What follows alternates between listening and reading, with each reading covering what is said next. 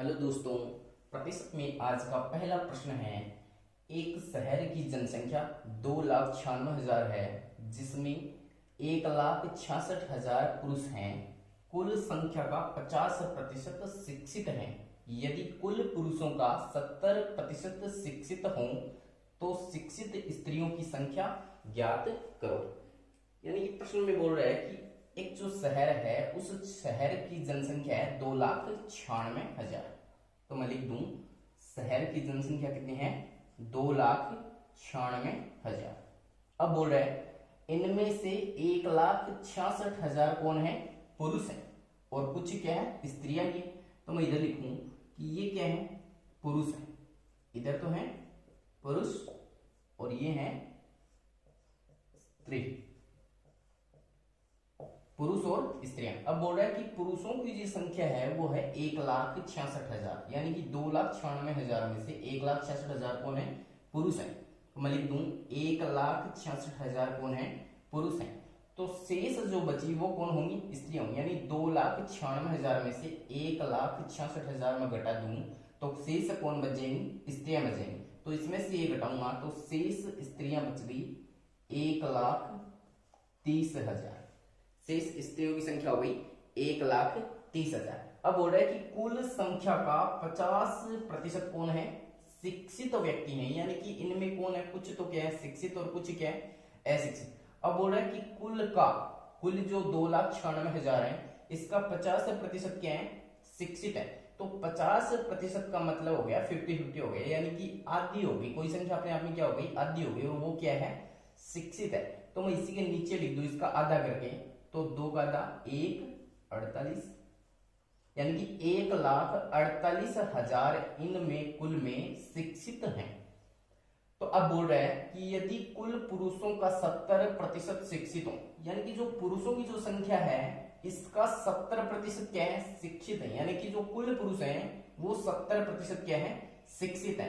तो मैं 1,66,000 का 70% निकालू, 1,66,000 का 70% निकालूं तो 2 शून्य से 2 शून्य और मैं इनको गुणा कर दूं तो इनकी संख्या हो गई 1,16,200। यानी कि जो पुरुष हैं वो शिक्षित पुरुष कितने हो गई 1,16,200। ये हो गई पुरुषों की शिक्षित संख्या। अब बोल रहा है कि कुल जो शिक्षित हैं वो कितने हैं 1,48,000। 1,48,000 में पुरुषों की संख्या कितनी है शिक्षित 1,16,200। तो शेष जो बची यानी कि 1,48,000 में 1,16,200 घटा देंगे तो शेष जो स्त्रियों की संख्या बचेगी वो क्या आ जाएंगी शिक्षित स्त्रियां आ जाएंगी। तो 1,48,000 में 1,200 में घटा दूं तो कितना हो जाएगा 31,800। यानी कि ये जो स्त्रियों की संख्या है ये क्या है शिक्षित स्त्रियों की संख्या है, जो कि अपने को प्रश्न में पूछा है। अगला प्रश्न है एक विद्यालय में छात्राओं का 1/5 भाग तथा छात्रों का 1/4 भाग 12 वर्ष से कम आयु के हैं। यदि कुल 1,000 विद्यार्थी हों तथा इनका 2/5 भाग छात्राएं हों तो 12 वर्ष से अधिक आयु के कितने प्रतिशत विद्यार्थी हैं। यानी कि प्रश्न में बोल रहे हैं कि एक विद्यालय है और उस विद्यालय में जो छात्राएं हैं उन छात्राओं का 1/5 भाग और जो छात्र हैं उनका 1/4 भाग 12 वर्ष से कम आयु के हैं। यानी कि जो 12 वर्ष से कम आयु के विद्यार्थी हैं उनमें लड़कियों का प्रतिशत है 1/5 और छात्रों का यानी कि पुरुषों का जो भाग है वो है 1/4। अब बोल रहा है कि विद्यालय में कुल जो विद्यार्थी हैं उनकी संख्या कितनी है 1,000 है और 1,000 में जो 2/5 भाग है वो कौन है छात्र हैं। तो अपने को 12 वर्ष से अधिक आयु वाले विद्यार्थियों का प्रतिशत में संख्या ज्ञात करनी है। तो प्रश्न में बोल रहा है कि कुल विद्यालय में विद्यार्थियों की संख्या कितनी है 1,000। तो मैं लिखूं विद्यालय में विद्यार्थियों की संख्या कितनी हो गई 1,000 हो गई। इन 1,000 में कुछ तो क्या है छात्रा हैं और कुछ क्या है छात्र हैं।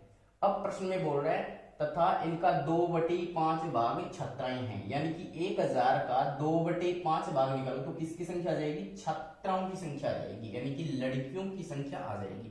तो मैं 1000 का 2/5 भाग निकालूंगा, तो मैंने निकाला, यह आ गया 400, यानी कि विद्यालय में जो छात्राएं हैं उनकी संख्या कितनी हो गई? 400। तो 1000 में 400 छात्राएं हैं, तो छात्रों की संख्या कितनी हो गई?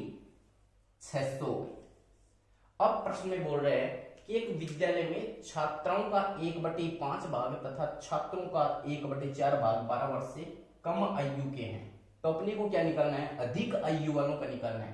तो आपको पता है कि 5 में से 1 भाग कम आयु वालों का है, तो 5 में से 4 भाग क्या हो गए? अधिक आयु वालों का हो गया। और किनकी? छात्राओं की, यानी कि छात्राओं की 4/5 भाग क्या है? 12 वर्ष से अधिक है। जो 4/5 का 1, इसको पूरे को मेरे को 1 बनाना हो तो मैं क्या करूंगा? इसमें 4 ऐड कर दूंगा, तो ये भी 5 हो जाएगा, ऊपर वाला भी। तो ये 5/5 हो गया, 1 हो गया। तो मैं इसका भाग छात्रों का 12 वर्ष से अधिक आयु वालों का निकालूंगा, तो कितना हो जाएगा? 4/5। तो मेरे को छात्रा कितनी है? 400। तो मैं 400 का सीधा ही कितना निकालूंगा? 4/5 भाग निकालूंगा, 4/5 भाग। तो ये आ गया 8 चौक 32, यानी कि 320 जो छात्राएं हैं उनकी आयु 12 से अधिक है। अब मेरे को निकालना है छात्रों का। तो छात्र कितने हैं? 1/4, 12 वर्ष से कम आयु वाले। लेकिन मेरे को क्या चाहिए? 12 वर्ष से अधिक आयु वाले चाहिए। तो मैं क्या निकालूंगा? सिर्फ 3/4 निकालूंगा, क्योंकि 4 का इसका 1 कब बनेगा? इसमें मैं 3 ऐड कर दूंगा, तो ये 1 बन जाएगा। तो 3/4 भाग क्या है? अधिक आयु वाले। तो मैं इसका 600 का सीधा ही क्या निकालूंगा? 3/4 भाग। तो मैं इसको काटूं, यह आ गया 450, यानी कि जो छात्र हैं वो 12 वर्ष से अधिक आयु वाले हो गए 450। अपने को प्रश्न में यही पूछा है कि 12 वर्ष से अधिक आयु के कितने प्रतिशत विद्यार्थी हैं? कितने प्रतिशत विद्यार्थी हैं? तो 320 तो 12 वर्ष से अधिक की छात्राएं हो गई, और 450 क्या हो गए? छात्र हो गए। तो मैं अगर 320 और 450, 320 और 450 को जोड़ूं तो ये हो गए 770, जो क्या हो गए? 12 वर्ष से अधिक के विद्यार्थी हो गए। अब बात करूं 12 वर्ष से कम की, तो 12 वर्ष के कम के कितने हो गए? 1000 में से घटा दूंगा तो आ गया 230 विद्यार्थी क्या हो गए? 12 वर्ष से कम आयु वाले, और 770 विद्यार्थी हो गए 12 वर्ष से अधिक आयु के। अब बोल रहा है कि कितने प्रतिशत विद्यार्थी 12 वर्ष से अधिक आयु के हैं? तो कुल विद्यार्थियों की संख्या हो गई 1000। 1000 में 12 वर्ष से अधिक आयु वालों की संख्या हो गई 770। तो इनका प्रतिशत हो जाएगा गुणा 100। 2 शून्य से 2 शून्य कट गया, उत्तर आ गया स्वतंत्र प्रतिशत, यानी कि विद्यालय में 1000 में से स्वतंत्र प्रतिशत विद्यार्थी 12 वर्ष से अधिक आयु के होंगे। अगला प्रश्न है, एक पुस्तकालय में 40% पुस्तकें अंग्रेजी में हैं तथा शेष की 40% हिंदी में हैं तथा शेष गणित की हैं, यानी कि जो शेष पुस्तकें बची वो किसकी हैं? गणित की हैं। यदि 48 तो पुस्तक हिंदी में हैं तो कुल पुस्तक कितनी, यानी कि पुस्तकालय में कुल पुस्तकों की संख्या कितनी है? तो प्रश्न में बोल रहा है कि एक पुस्तकालय है और उस पुस्तकालय में 40% जो पुस्तकें हैं वो किसकी है? अंग्रेजी की है, यानी कि एक तो विषय क्या है अपने पास? इंग्लिश है। अब आगे बोल रहा है कि शेष की, न कि जो शेष बचा है उसकी, ये बोल रहा है कि जो शेष बचा है उसकी 40% क्या है? हिंदी की पुस्तकें हैं। तो किसकी हैं? हिंदी की हैं। और शेष पुस्तकें और बच गई वो किसकी हैं? गणित, किस विषय की हैं? मैथ की हैं। अब प्रश्न में बोल रहा है कि एक पुस्तकालय में 40% पुस्तकें अंग्रेजी की हैं, यानी कि इंग्लिश की जो पुस्तकें हैं वो कितनी हैं? 40% इंग्लिश की पुस्तकें हैं। अब बोल रहा है कि शेष की 40% हिंदी में है, यानी कि इंग्लिश की अगर 40% पुस्तकें आ गई तो शेष पुस्तकें कितनी बची? शेष बची 60%, और उस शेष की 40% क्या है? हिंदी में, यानी कि जो शेष बचा 60 उसका मैं निकालूंगा 40%। तो कितना आ गया? 24, यानी कि हिंदी में पुस्तकों की संख्या कितनी हो गई? 24% हो गई, यानी कि इंग्लिश में पुस्तकों की संख्या हो गई 40%, हिंदी में हो गई 24%, और शेष गणित की हैं। शेष गणित का मतलब हो गया 40 और 24 हो गई 64, तो शेष बचा 100 में से 64 घटाने पे बच गया 36%। तो गणित विषय की पुस्तकों की संख्या कितनी हो गई? 36% हो गई। अब प्रश्न में बोल रहा है कि 4800 पुस्तक हिंदी में है। किसमें है? हिंदी में। तो अपने को कुल पुस्तकों की संख्या निकालनी है। तो अपने को ये मैथ वाला तो चाहिए ही, क्योंकि अपने को दे रखा है कि हिंदी की पुस्तकों की संख्या दे रखी है और अपने को हिंदी की पुस्तकों की संख्या प्रतिशत में पता है। तो मैं क्या करूंगा, हिंदी की पुस्तकों की प्रतिशत संख्या यानी कि जो 24% हिंदी की पुस्तकों की संख्या है, उसको जो पुस्तकों की संख्या हकीकत में दे रखी है प्रश्न में, उसके बराबर कर दूंगा। तो कितनी दे रखी है? 4800 पुस्तकें दे रखी है। यहां से मैं इसकी वैल्यू निकालूं तो 4800 बटे 24 गुणा 100, ये कट गया एक बार, ये आ गया 2। इनको मैं गुणा करूंगा तो आ जाएगा 20,000, जो कि पुस्तकालय में कुल पुस्तकों की संख्या हो गई। यानी कि तीनों विषय की कुल संख्या कितनी हो गई? 20,000 हो गई, जो कि प्रश्न का क्या है? उत्तर है। अगला प्रश्न है, यदि C की आय B की आय से 20% अधिक है तथा B की आय A की आय से 25% अधिक हो, तो C की आय A की आय से कितने प्रतिशत अधिक है? प्रश्न में बोल रहा है कि C की जो आय है वो B की आय से 20% क्या है? अधिक है। दूसरी स्टेप में बोल रहा है कि B की जो आय है वो A की आय से 25% अधिक है। तो अपने को बोल रहा है कि C की आय A की आय का कितना प्रतिशत अधिक है, यानी कि जो C की आय है वो A की आय से कितने प्रतिशत अधिक है। तो मैं बोलूं कि एक तो है A, एक B और एक C। इस प्रश्न को करने के दो तरीके हैं, तो मैं आपको दोनों बता रहा हूं। पहला है कि A, B और C। प्रश्न में बोल रहा है कि C की आय B की आय से 20% अधिक है, यानी कि अधिक है। किसकी अधिक है? C की आय अधिक है। और किससे अधिक है? B से अधिक है। तो मैं B को मान लू कितनी है? B की 100। तो C की कितनी हो जाएगी? 120 हो जाएगी, क्योंकि 20% क्या है? C की अधिक है। तो आगे वाली स्टेप में इसमें क्या हो रहा है कि ये वाला खाली रह गया, यानी कि यहाँ पे कोई संख्या आएगी, वो क्या है? शेष है। आगे बोल रहा है दूसरी लाइन में कि B की आय A की आय से 25% अधिक है। इस बार क्या बोल रहा है कि B की आय A की आय से 25% अधिक है, यानी कि B की अधिक है। किससे? A से। तो A को मैं इस बार मान लू 100, तो B की कितनी हो जाएगी? 125, क्योंकि कितनी अधिक है? 25% अधिक है। इसमें भी ये लाइन क्या रहेगी? शेष रहेगी। यहां पे एक लाइन ऐसे खींच लें तो बराबर वाली संख्या लिखेंगे। यहाँ पे क्या लिखेंगे? बराबर वाली संख्या लिख देंगे, तो कितना आ जाएगा? 125। यहाँ पे भी क्या लिख देंगे? बराबर वाली संख्या लिख देंगे, तो कितना आ जाएगा? 100 आ जाएगा। इसको अगर मैं गुणा कर दूं तो ये कितना हो गया? 10,000 हो गया। और इसको मैं गुणा कर दूं तो ये कितना हो गया? 12,500 हो गया। इसको मैं गुणा कर दूं तो ये कितना हो गया?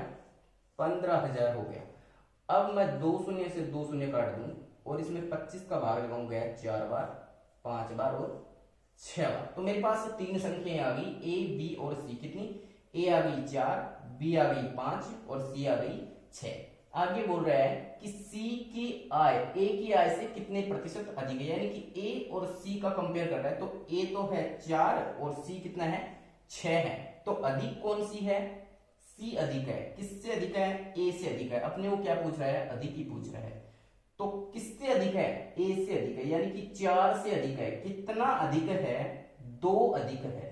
तो गुणा में 100, इसको काट दिया 2 बार, ये कट गया 50 बार। तो कितना आ गया? 50%, यानी कि C की जो आय है वो A से कितने प्रतिशत अधिक हो गई? 50%, जो कि प्रश्न का उत्तर है।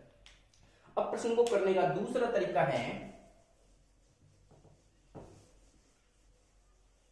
जैसे कि मैं बोलूं कि A को मैं मान लू, कितना है? A 100 मान लिया मैंने A को। अब प्रश्न में उल्टा चलो, क्या बोल रहा है कि B की आय A की आय से 25% अधिक है, यानी कि B की आय है वो अधिक है A से कितनी? 25%। तो B कितना हो गया? 125 हो गया।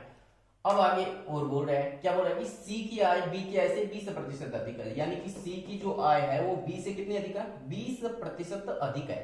तो मैं 125 का निकाल लूंगा सीधा ही 120%, क्योंकि 125 से कितनी अधिक है? 20%। तो 120% मैं इसका निकालूंगा, तो 1 शून्य से 1 शून्य, ये 5 बार, ये 6 बार, ये कच गया।